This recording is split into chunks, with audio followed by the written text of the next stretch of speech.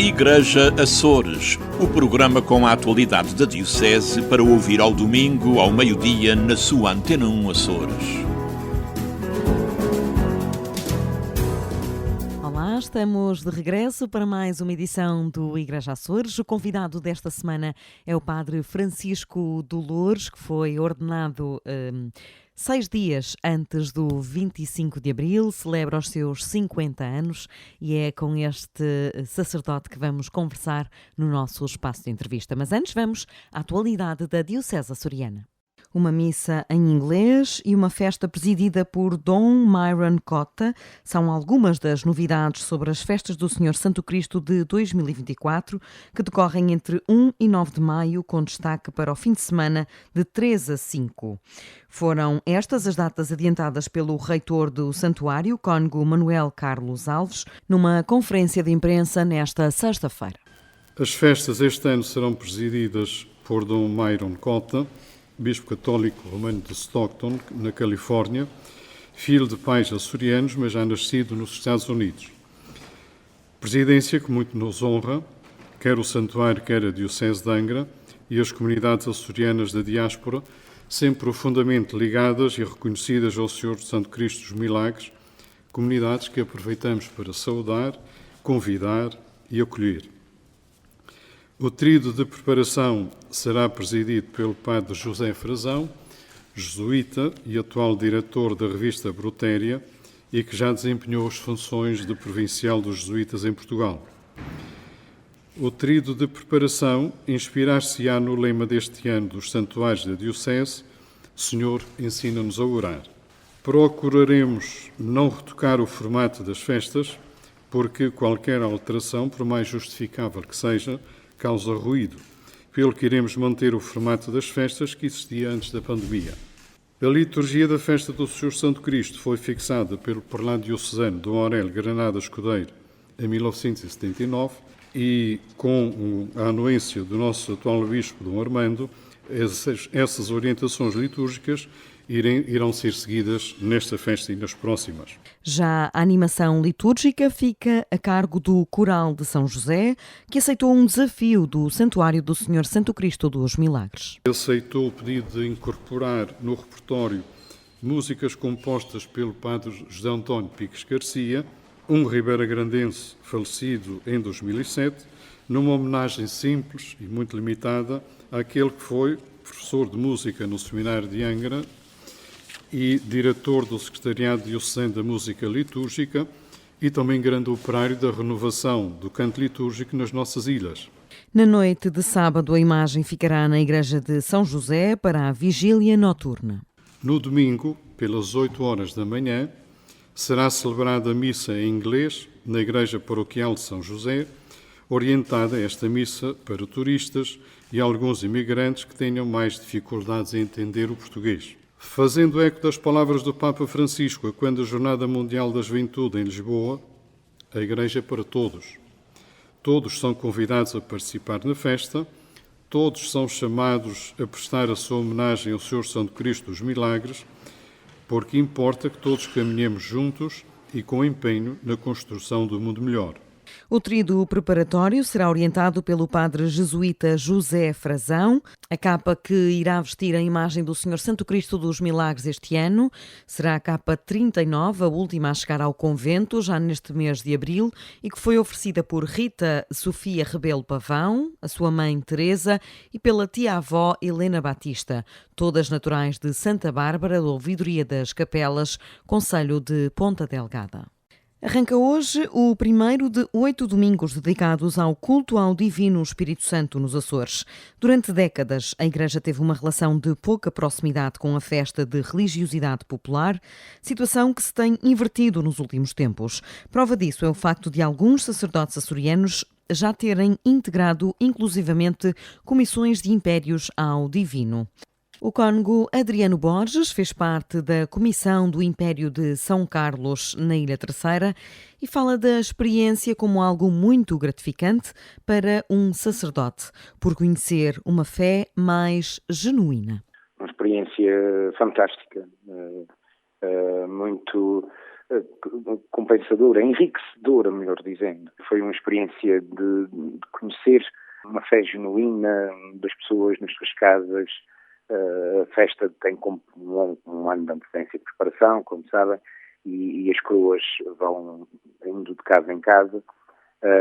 E essas pessoas, ao receberem a coroa do Espírito Santo, a alegria que era quando o Espírito Santo entrava nas suas casas, como também o oposto, a tristeza, muitas vezes lágrimas até, quando o Senhor Espírito Santo saía da casa da pessoa, porque já tinha passado uma semana ou 15 dias. E, portanto, foi uma forma de ver uma fé muito genuína e muito grande do nosso povo.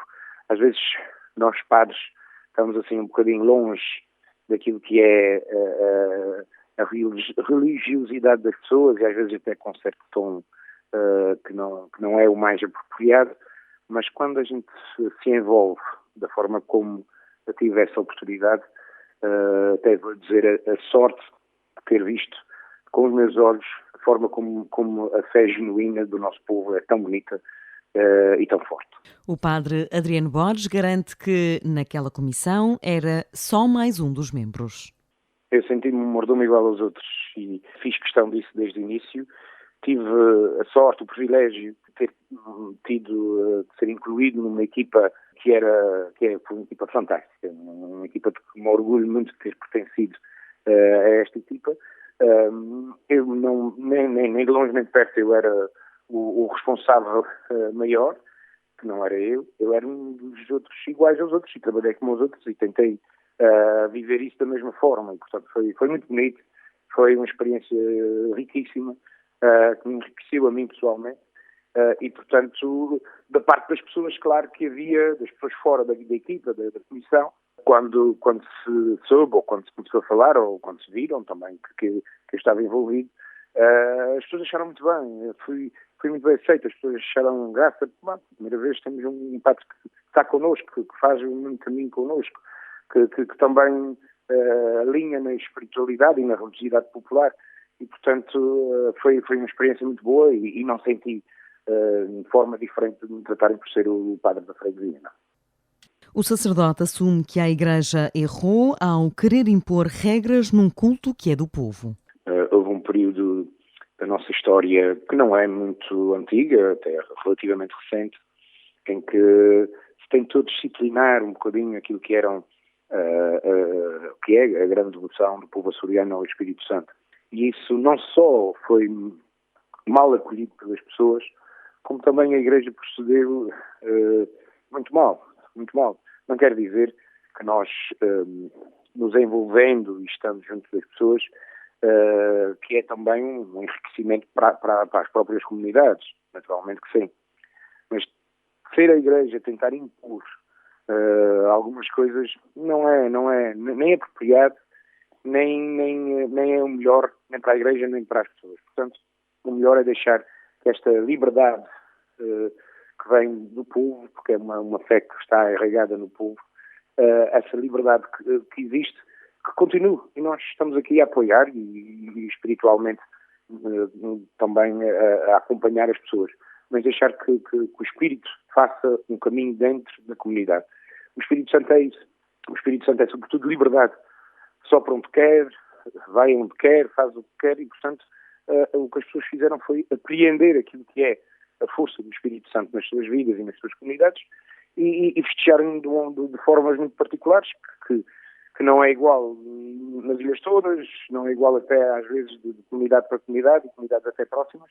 Algumas têm as suas especificidades, mas há no centro, no fundo, ali uma grande fé que são a Senhora do Espírito Santo e, portanto, deixar que seja o próprio Espírito a guiar a comunidade, não a Igreja impor seja. Até 26 de maio, domingo da Santíssima Trindade, todos os dias se rezarão terços nas casas das famílias de todas as ilhas dos Açores. O culto ao Divino é a maior festa religiosa da região. Identidade e Ministério do Catequista, Desafios Pastorais, foi o tema da reunião nacional dos responsáveis da catequese. O encontro aconteceu no Algarve e abordou diversos temas, entre eles a instituição do Ministério do Catequista, um projeto que está apenas a dar os primeiros passos nos Açores. Ainda está numa fase muito embrionária, pode assim dizer-se, como aliás está a acontecer um pouco por todo o país, como tivemos a oportunidade de ouvir hoje aqui no Encontro Nacional. Nenhuma diocese ainda instituiu catequistas, embora já algumas, poucas, tenham dado passos nesse sentido com a formação. Em Angra estamos numa fase que posso chamar de discernimento, para não cair no risco de clericalizar os leigos ou de criar instalação, etc. É preciso alguma prudência e, portanto, estamos abertos naturalmente a isso, mas para já não há ainda previsão de instituição de catequistas, o que não quer dizer que não venha a acontecer a seu tempo, com a formação necessária e, sobretudo, estando vigilantes por relação aos perigos que possam implicar a clericalização laical, que é algo que também não é saudável para a Igreja que se quer hoje em dia. Padre Jacob Vasconcelos, diretor do Serviço Diocesano de Apoio à Evangelização, Catequese e Missão, destaca a forte adesão dos catequistas açorianos às formações que têm sido promovidas. Tem sido promovida a formação a nível de ouvidorias, sobretudo de ilha. No caso da terceira, tivemos aqui a presença até do diretor nacional, não é? Do Dr. Fernando Moita, da irmã Arminda, do Padre Pedro Manuel, que a nível nacional foram até Angra para o curso, para a formação Ser Catequista, que foi para toda a Ilha Terceira, e um pouco por todas as ilhas está a ser replicado este curso. Já tinham existido outros e agora esta formação está a avançar com algum sucesso. No caso da Terceira, com muito sucesso. Tivemos a volta de 200 catequistas, o que é excelente. Estamos a pensar numa diocese de ilhas, e cada ilha com as suas particularidades, portanto até com bastante sucesso. Nestes momentos de encontro, nestas formações, nestes cursos que vamos fazendo, aproveitamos para ir sensibilizando para o novo itinerário. Há sempre um tempinho que se tira para isso. Aliás, foi o professor Fernando Moita que fez essa introdução, digamos assim, no curso em Angra, para que as pessoas se vão familiarizando com esta nova linguagem, com esta nova metodologia. Já o Dia do Catequista, que nas outras dioceses é celebrado num dia definido, nos Açores varia consoante as disponibilidades. Que ele não tem um dia. Porquê? Porque o dia que é útil para uma ilha pode não ser para outra.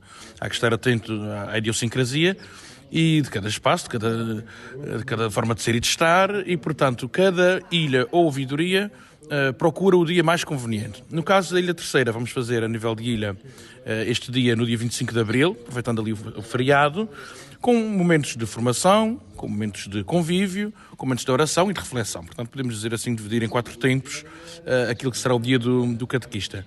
Este ano vai ter uma metodologia um bocadinho diferente, não vamos ir tanto pela via da formação teórica, uma vez que já a fizemos, mas vai ser um encontro mais vivencial, digamos assim, com uma experiência mais vivida do ponto de vista celebrativo, um bocadinho na linha daquilo que é a formação Ser Catequista, que desemboca sempre numa dinâmica celebrativa muito rica, estando atentos a esta ligação entre a teoria e a praxis. Portanto, vai ser uma linha um bocadinho diferente daquela que tínhamos seguido, e com a presença também do nosso Bispo, que vai presidir a Eucaristia, que encerrará o dia do catequista, neste caso, que encerrará os trabalhos do dia 25 de Abril. O encontro na Diocese do Algarve decorreu entre os dias 2 e 4 de Abril e juntou 88 responsáveis. Entre Vistas, com o Padre Teodoro Medeiros.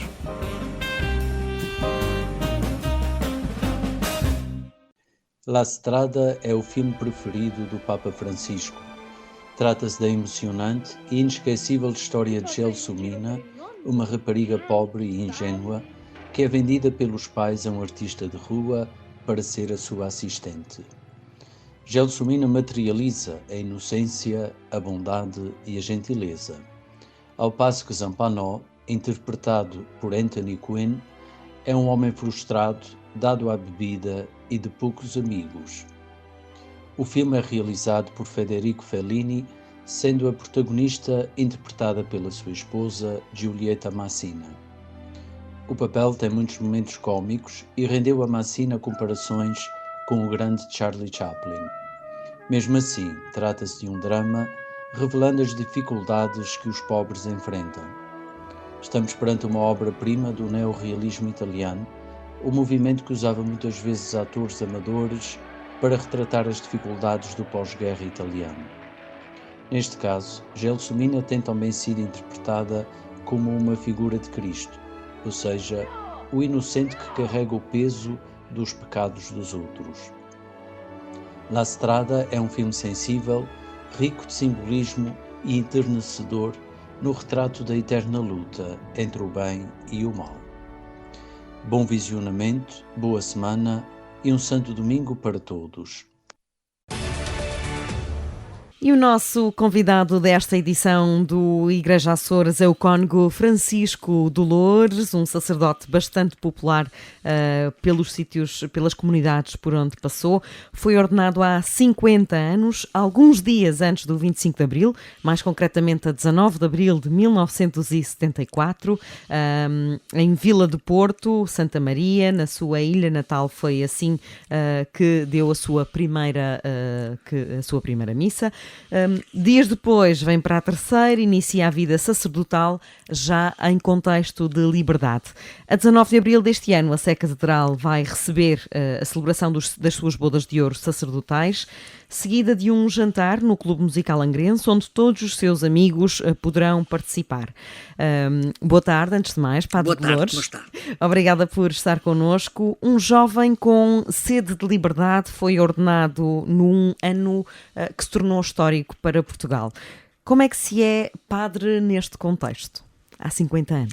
De alguma maneira, um padre com algum sentido de revolução, sentido de uma certa rebeldia, embora seja uma pessoa pacífica, mas que me vem desde a juventude. Portanto, nunca parei em situações que via que era preciso atuar. Lembro-me na minha freguesia onde eu vivia, porque eu nasci na Calheta, em Santo Espírito Santa Maria, ao pé do farol de Gonçalo Velho Cabral, um dos meus antepassados. Na freguesia de Almagreira, onde eu vivia, não havia água nem luz. E lembro-me, como jovem, que fiz toda a diligência de proporcionar água na freguesia e luz. A verdade é que fiz o discurso da abertura das duas coisas, ainda antes, portanto, de ter estudos e portanto, muito novo. Portanto, era um homem que, na verdade, me interessava pelas situações. Como é que foi a sua formação, o seu caminho académico, digamos assim? O meu caminho académico, eu vivia com muitos livros em casa. Meu pai tinha estado aqui no seminário de Angra, porque era a universidade daquele tempo, não havia mais estudos nas outras ilhas.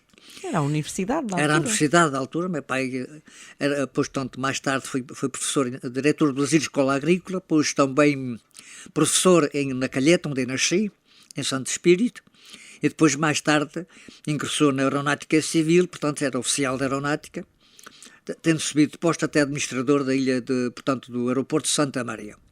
Portanto, isto é o contexto. Minha mãe era natural de famílias mais ou menos tidas como menina. Ela morreu com 88 anos há poucos anos, e foi sempre tratada por menina, que é um título de um certo carinho, uma certa nobreza em Santa Maria. Tratar por menino uma pessoa quer dizer que era de gente da vila, não é? Para distingui-los das pessoas da serra ou das outras freguesias, porque cada freguesia tem um distintivo, não é? Conforme as origens. E, aliás, de freguesia para freguesia são muito diferentes até os feitios e as feições e até o nome das pessoas. A gente às vezes não dá importância a isso. Tanto mais que era uma ilha que foi muitas vezes assaltada por piratas, sobretudo argelinos, e que até foram aprisionadas muitas pessoas na ilha de Santa Maria por argelinos. Eu tive mais tarde... Vem daí o seu sentido de liberdade? Daí o sentido de liberdade, de uma certa vigilância e acutilância perante as situações que se passavam, quer na sociedade civil, quer no país, quer também um pouquinho no mundo.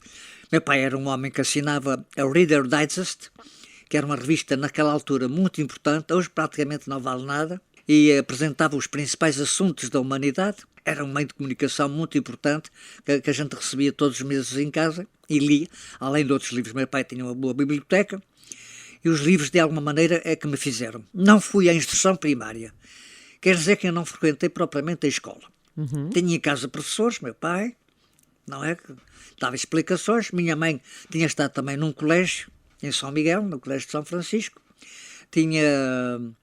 Portanto, também dava uma parte das explicações. Portanto, em casa, os 6 irmãos que eu tive, os 3 mais velhos, eu sou o mais velho de todos, e os outros 2 abaixo, estudámos em casa. Já não acontece isso com os mais novos. Meu pai quis inserir-los numa sociedade nova, num ambiente novo, que pudessem conviver com a sociedade e participar com aquilo que não havia. Padre Francisco Louros, mas essa sua não ida à escola primária não o intimidou nem o atrapalhou no seu percurso depois disso? Nada, de maneira nenhuma. Como é que foi depois? De maneira nenhuma, porque eu andava sempre inserido na sociedade, mesmo em novo, não é? Como reparou, eu andei a preocupar-me com a água que não havia na freguesia, com a luz elétrica.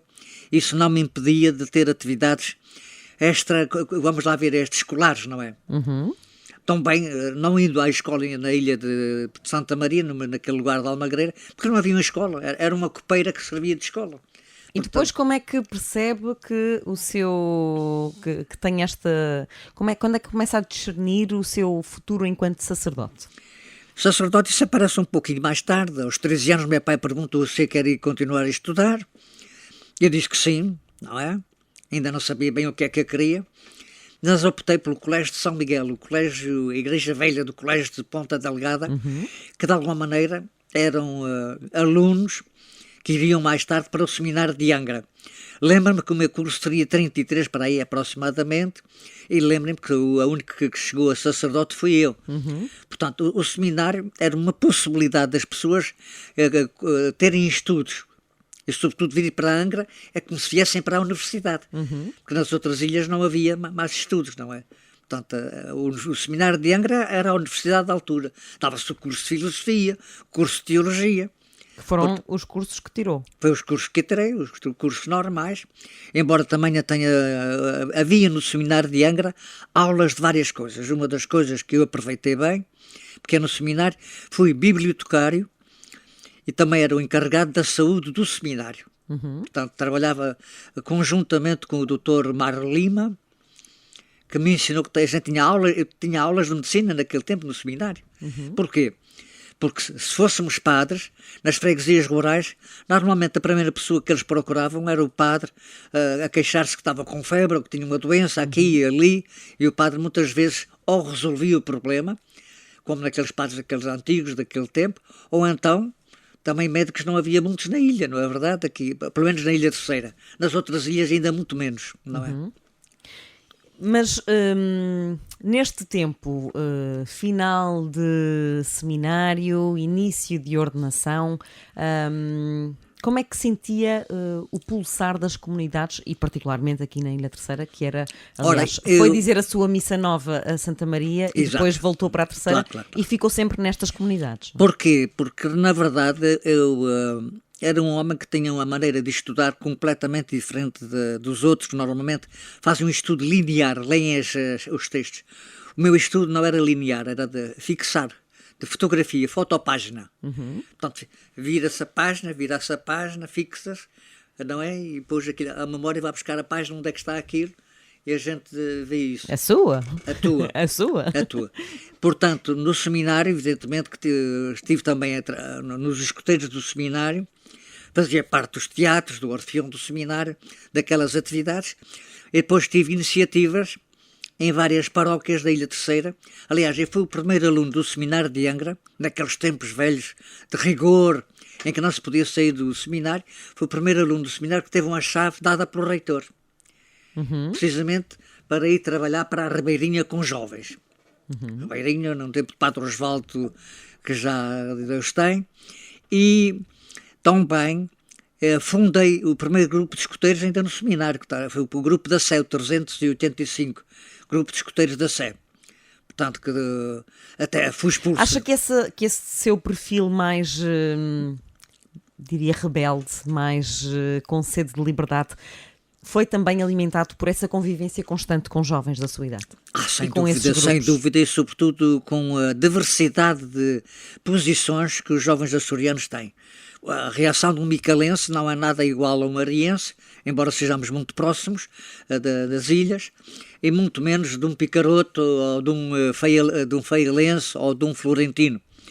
Portanto, é uma liberdade muito própria, não digo que seja dos marienses, mas de uma boa parte deles, que normalmente é próprio das ilhas pequenas, não quererem ser dominadas por nada nem ninguém.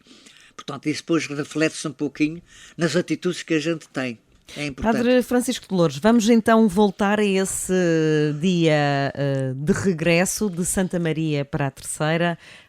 Já cá estava quando aconteceu a Revolução, ainda estava em Santa Maria? Não, aconteceu no próprio dia em que eu vinha para a Terceira, okay. 25 de abril de 1974. Como é que viveu esse dia? Conte-nos tudo. Ora, tudo aquilo que se recordar. Eu saí de casa, meu pai, que trabalhava no aeroporto, levou a minha malinha. Como muitos marienses trabalhavam no aeroporto. Eu trabalhava no aeroporto, ela era oficial do movimento, e eu fui a pé para me ir despedindo pelas pessoas pela rua abaixo, não é? Mais ou menos a chegar a Santo Antão, ali onde estava a despedir-me de alguém que tinha estado na minha ordenação, alguém me vem à porta dizer: olha, houve uma revolução em Lisboa. Bem, continuei a viagem até o aeroporto. Meu pai disse: olha, uma revolução em Lisboa, não sabemos de que sentido. Que impacto é que isso teve em si? Na altura nenhum? Não, teve um impacto interessante. Portanto, primeiro era um homem que não era nada acomodado, nem a situações, também não era metido em política. Eu queria era coisas concretas, não é? Uhum. Era o benefício das pessoas, sobretudo, e uma certa liberdade para poder atuar sem estar a fazer guerras a ninguém.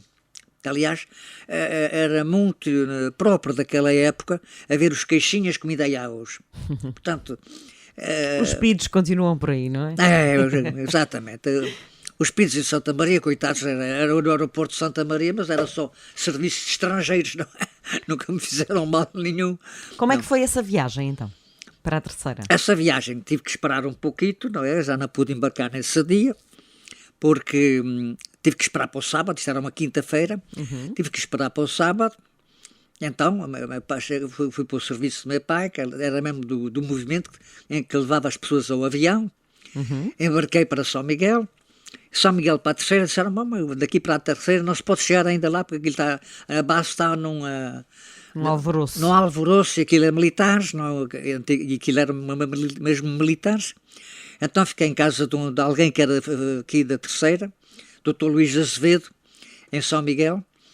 E então, nesse domingo, celebrei missa na matriz de Ponta Delgada, e na segunda-feira tentei forrar para a Terceira.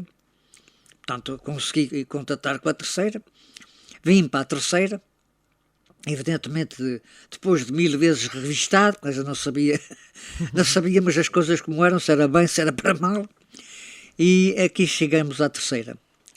Tanto é que na Terceira... Já conhecia a Terceira dos tempos todos, dos anos todos em que esteve no seminário. Sim. Quando voltou a contactar com comunidades, e sejam na Terceira, ou neste caso foi na Terceira, mas quando voltou a lidar com pessoas, o que é que notou de diferente no tato, na relação com elas? O que é que mudou? Várias atitudes, 3. Uma, de que tinha sido intentona. Portanto, isto é uma intentona, a gente não sabe isto para que lado é que vai cair, não é? Depois houve ali um período muito difícil, que foi do tempo de Vasco Gonçalves. Aliás, numa dessas alturas eu tinha ido à França, não é? E eles mostravam o Vasco Gonçalves na televisão francesa, não é? E por baixo punha em francês o maluco, o louco, não é? Le Folie. O folião. Aliás, tiravam-lhe o som, e era o Vasco Gonçalves com as suas gestos, etc. Aliás, foi na França que eu tive que defender um pouquinho o meu país, de alguma maneira, o sentido de português. Senti-me agredido um pouquinho, não é? Por ser português, não é?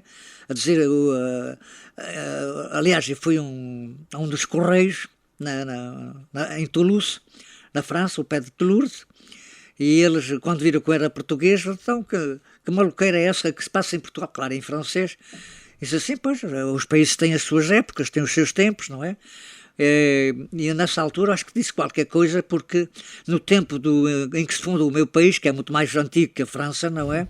O fundador foi só um, não foi preciso fazer eleições, quando não, Portugal ainda não tinha existido. Porque se houvesse eleições no tempo de Afonso Henriques, eles nunca tinham deixado haver independência. Pelo amor de Deus, que era a Espanha que dominava aquilo, Aragão, não é? A Navarra, não é? Falou-nos em 3 momentos. Qual foi o terceiro momento? O terceiro momento, muito específico, foi sobretudo no continente. Eu recebi ordens na altura para... porque a minha ordenação em Santa Maria foi a última ordenação que o Dom Manuel Afonso de Carvalho fez. Portanto, quando vem um bispo novo, que foi o Dom Aurélio, recebi ordens de correr o país todo e ver a situação como é que estava. Até lembro-me de da primeira conferência episcopal portuguesa que se faz depois de 25 de Abril.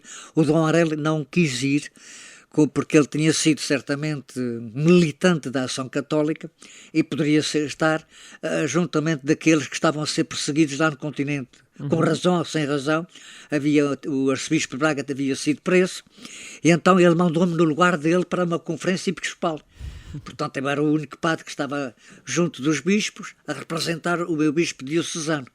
Portanto, foi uma atitude que eu achei interessante, mas ele mandou-me seguir e ver as principais cidades, e fui correndo, portanto, em Lisboa, onde estive em São Vicente de Fora, não é? Havia algumas manifestações de trabalhadores, da Voz do Operário, onde eu fui ver, e depois fui para Fátima, para a reunião que eu tinha, e depois fui a Coimbra, e cheguei até o Porto, não é? E um pouquinho mais acima. Assisti a incêndios de sedes do CDS na altura, não é? E também a sedes do Partido Comunista. Aquilo era fogo de uma para um lado, fogo para o outro. Havia um pouquinho dessa...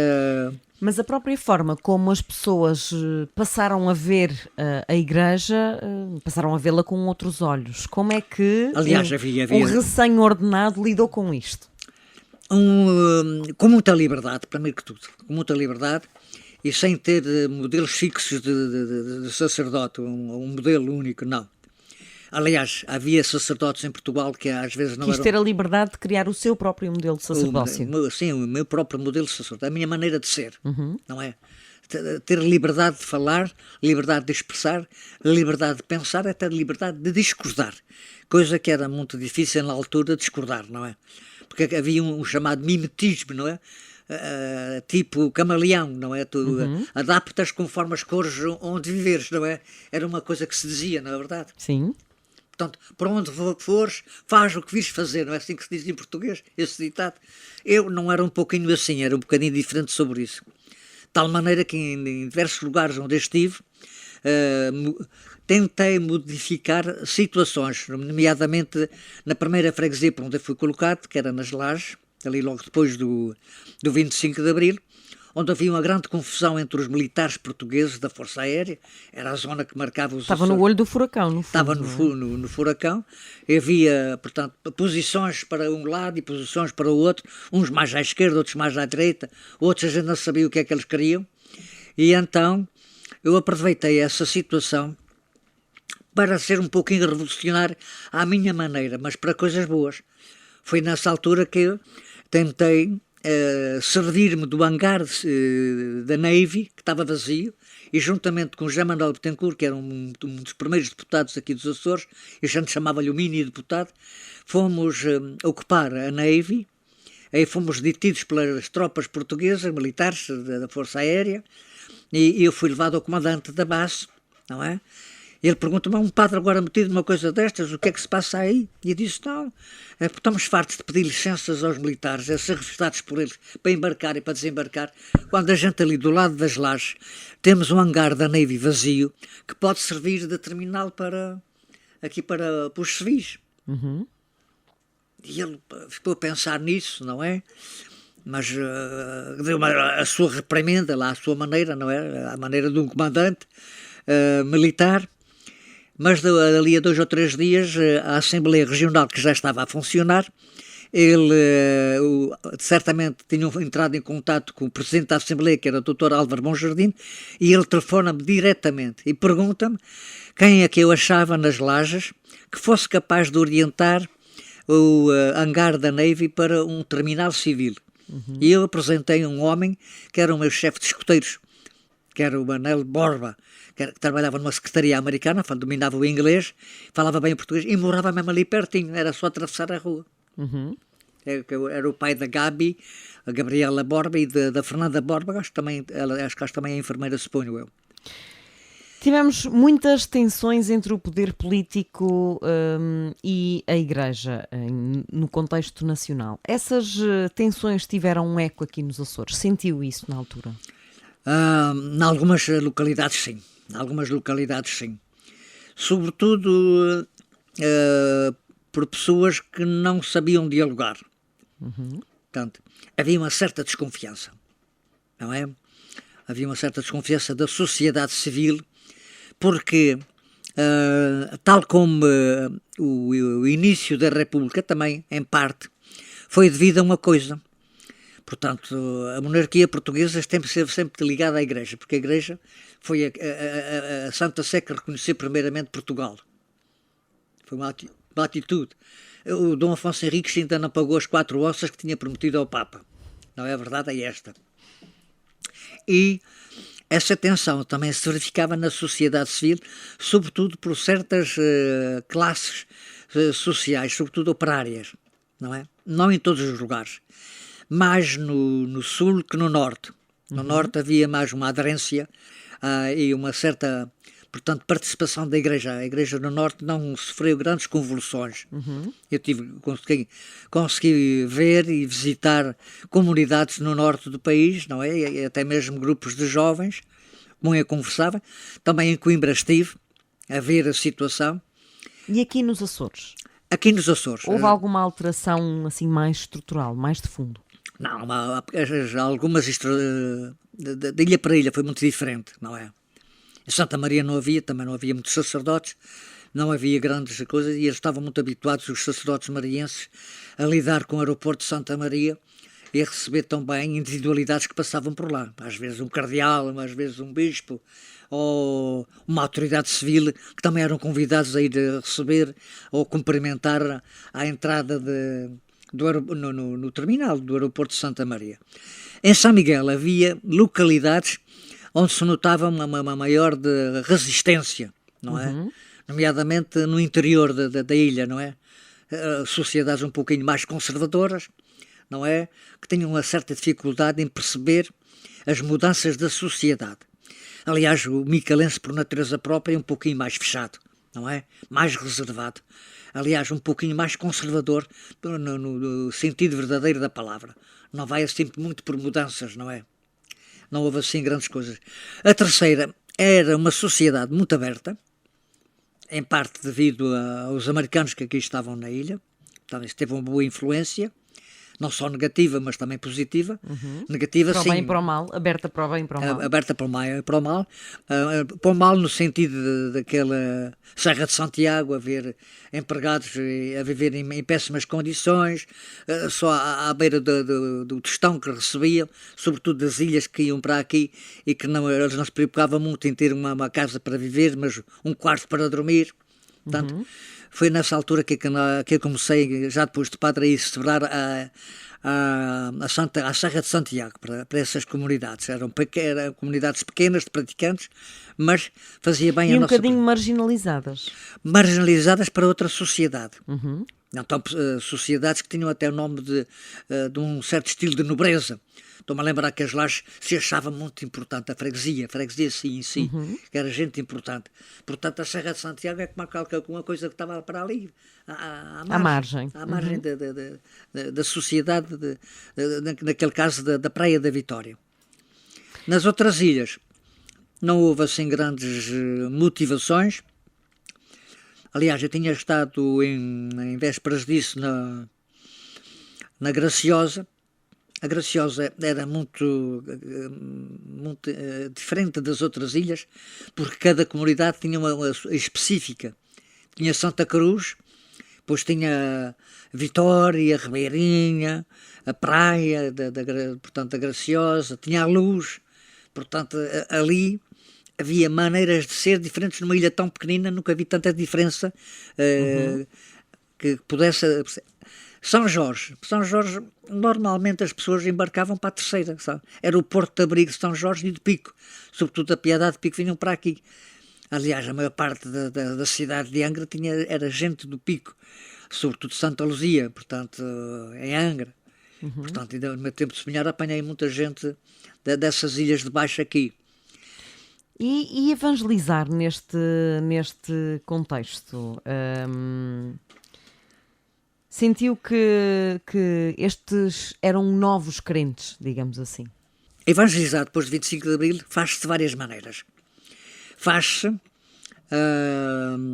com a liberdade de fazer uma proposta de convicções e de vida às pessoas. Portanto, eu estive em várias paróquias, Lages, estive aqui na Ilha Terceira, pelo menos em 7 paróquias, Lages, Santa Bárbara, em que estava na altura do terremoto. Aliás, tive um papel... Era o assunto seguinte, anos depois. Foi uma importância grande que eu tive. Aliás, tive 10 anos em Santa Bárbara, era para ir só 5 anos, e tive uma intervenção direta com as populações e depois mais tarde também nas 12 Ribeiras, onde me reuni com a Junta de Freguesia, e nessa altura o Dr. Rui Mesquita, que era o Presidente da Câmara de Angra, ao ver como a gente estava a reconstruir Santa Bárbara, pedi que eu fosse às outras freguesias e explicar como é que se fazia. A primeira coisa, eu criei um gabinete em Santa Bárbara para atender a pedidos. E pedi ao Dr. Mota Amaral que nós não precisávamos de dinheiro, precisávamos era de ferro, cimento e brita, não é? E areia. E os pinheiros que tinham sido cortados no Monte Brasil, a gente precisava dessa madeira para as pessoas fazerem uma barraquinha ao pé da sua casa, para viverem durante a noite, porque durante o dia iriam reconstruir as suas casas depois de chegarem dos seus trabalhos. Portanto, foi um processo que a gente seguiu um pouquinho em Santa Bárbara para que o sucesso em 4 anos praticamente estivesse completada a reconstrução da freguesia. E essa orientação foi seguida por outras freguesias? Sim, um pouquinho nas 12, que mais tarde fui também parte das 12, um pouquinho pela Serreta, um pouquinho para aquelas freguesias que tinham sido atingidas, uma vez que o Conselho da Praia não tinha sido tão atingido como o Conselho de Angra nesse sentido. E como é que foi levantar os terceirenses espiritualmente, depois de... Olha, a primeira sensação... O mais fácil é elevar as casas, não é? Mas elevar o espírito, como é que conseguiu Não era fácil. Eu tive que lutar em Santa Bárbara contra uma ideia. Essa ideia é aquela que está a acontecer um pouquinho agora, que o vulcão de Santa Bárbara está em atividade. A gente tem sentido alguns abalos por causa disso. Todos os dias. E eles estavam convencidos, os barbarenses, que o vulcão ia arrebentar. Veja lá. E então, que a gente tinha que fugir de Santa Bárbara. Fugir para onde? Portanto, eu tive que convencer as pessoas que não era fugindo que a gente ia resolver os problemas. Era cada um concentrando-se naquilo que devia ser feito. Portanto, vieram os americanos, trouxeram as suas barracas e vieram também os portugueses e trouxeram as barracas. Nessa altura vem o Dr. Mota Amaral a perguntar como é que as coisas estão. Eu disse, olha, a gente vai fazendo o que pode, mas a gente não pede dinheiro. Você não dê dinheiro a ninguém, que a gente não precisa de dinheiro. A gente precisa é de material, que estes homens precisam de material, trabalhar. A gente vê homens, mulheres, veio também gente de fora trabalhar. Alguns até vinham da França diretamente para aqui trabalhar, alguns do continente. Claro, no meio disso tudo também houve muita malandrice. Homens que não sabiam trabalhar com a talocha, nem com materiais, começaram a querer dizer que eram pedreiros, não é? E as obras que eles fizeram caíram, evidentemente que caíram. Tivemos também alguns bairros que foram construídos precisamente para abrigar pessoas desalojadas, que depois se tornaram um problema, digamos assim. Exatamente, e eu posso-vos dizer que sempre fui contra bairros. porque nunca se juntam as pessoas das freguesias quando há possibilidade de se reconstruir a casa das pessoas nas próprias freguesias. Claro que depois de Santa Bárbara eu estive também na Terra-chão para resolver um problema que a sociedade não aceitava. Portanto, as pessoas antigas de Terra-chão não aceitavam o pessoal que eles puseram lá naquele bairro da Terra-chão.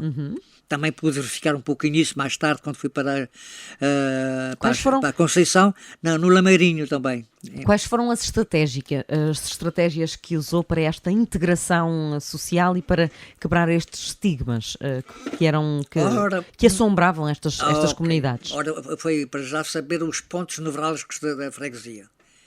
Ir à Sociedade Filarmónica, pedir que eles abrissem as inscrições, que a Filarmónica não se fechasse aos novos que aparecessem do bairro, ir ao clube da bola, onde eles também não podiam entrar, para eles poderem também jogar. Aliás, eu fiz uma coisa que nunca tinha feito até então. Foi criar um clube desportivo no bairro da Terra-chão, de futebol de salão.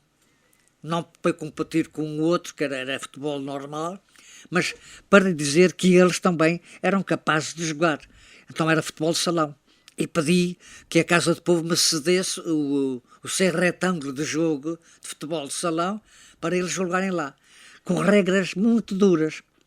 Eles tinham um treinador que até gostava um pouquinho de álcool na altura, mas disse, olha, vocês respeitam-no, porque ele é um ótimo treinador, não é? Não pude conseguir arranjar melhor, e vocês não acreditem em ninguém aqui. Então as outras freguesias, quando iam a Santa Bárbara e perdiam ou ganhavam, etc. Mas eu ia normalmente, quando podia ver o desporto, que aquilo era à noite normalmente, eles disseram, pois é, a gente ganhou, mas a gente é que apanhou caneladas. Eu disse, não tenham medo. Até que um dia das 12 Ribeiras telefona-me da equipa, senhor, os meus rapazes deram alguma canelada nos de vocês? Disse, olha, eu tenho 2 queixinhas, não é? Mas avisa lá os teus que à próxima eu não vou perdoar. Padre Francisco de Loures, já esgotamos por completo o nosso tempo. Vou-lhe pedir de uma forma muito, muito, muito sucinta, como é que relata estes 50 anos deste jogo de futebol? Que é a sua vida sacerdotal. António, primeiro estar muito atento às pessoas. Primeira coisa, as pessoas são a coisa mais importante que há na sociedade. Quer em Portugal, quer onde a gente vá. Portanto, eu fui à Polónia, preguei retiros na França, em 3 línguas, em português, castelhano e francês, e na Espanha, em Santiago de Compostela, 3 vezes que estive. Também nos Estados Unidos fui convidado a pregar em várias zonas. E em todos os lugares, apaixonou-se por pessoas? Porque há algumas que ainda sei até a direção delas e o nome delas, como por exemplo no México, ainda me lembro perfeitamente, a rua Emma Godoy, que vai dar à fábrica da Corona, onde a cerveja Corona se produz e exporta para aqui, onde eu vivi, em casa do senhor engenheiro Lupe Palácio Rios, veja lá o nome que ainda me recordo o nome dessa pessoa. Apaixonou-se por pessoas durante 50 anos, dedicou 50 anos de vida sacerdotal às pessoas. Fui também convidado pela Universidade Central de Caracas para ir visitar as pessoas que morreram naquele acidente do dia 3 de setembro de 1976, que eram da estudantina de Caracas. Visitei as famílias todas. Também aí esteve bem próximo das comunidades, aliás, foi esta a sua assinatura sacerdotal. Padre Francisco de Loures foi o nosso convidado deste programa. No dia 19, o dia em que celebra oficialmente os seus 50 anos de sacerdócio, terá uma missa na Sé Catedral, também um jantar convívio depois disso no Clube Musical Langrense. Portanto, para todos os interessados que queiram acompanhar o nosso sacerdote, o nosso cônego Francisco de Loures, poderão também comprar o seu bilhete. Não sei como é que poderão fazê-lo, sabe dizer-nos quem é que está a vender estes bilhetes? Se já estão esgotados, se calhar, não? Não sei, provavelmente, mas já eles devem estar informados, não é? São 4 senhoras que faz parte de uma equipa que eu tenho de casais e há, sobretudo... perguntem por aí que é onde Porque nas paróquias também tem, tem cartazes nas lojas. É a sala maior de eventos, mas eventualmente já vai estar esgotada. É provável. Muitos parabéns, Padre Francisco Dolores, Dolores, 50 anos, e obrigada por 50 anos dedicados às suas comunidades. No fundo, é um sacerdote de cada uma das suas ovelhas. Obrigada por ter estado connosco. Obrigado, muito obrigado. E o Igreja Açores regressa na próxima semana com mais um convidado especial e mais atualidade da Diocese de Angra. Igreja Açores, o programa com a atualidade da Diocese para ouvir ao domingo, ao meio-dia, na sua Antena 1 Açores.